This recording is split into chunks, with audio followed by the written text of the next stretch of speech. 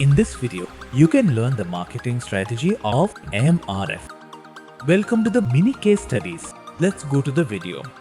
Madras rubber factory was the startup of Mammen Mappaillai.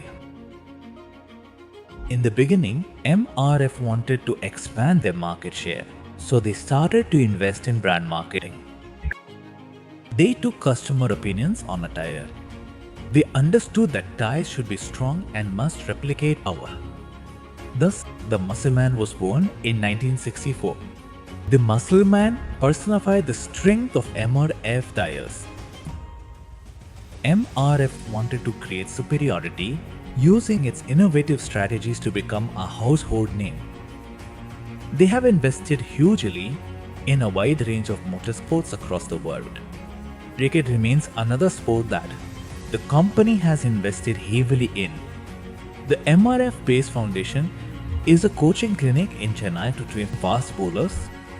Now MRF holds the market share of 24% in India. See you next video.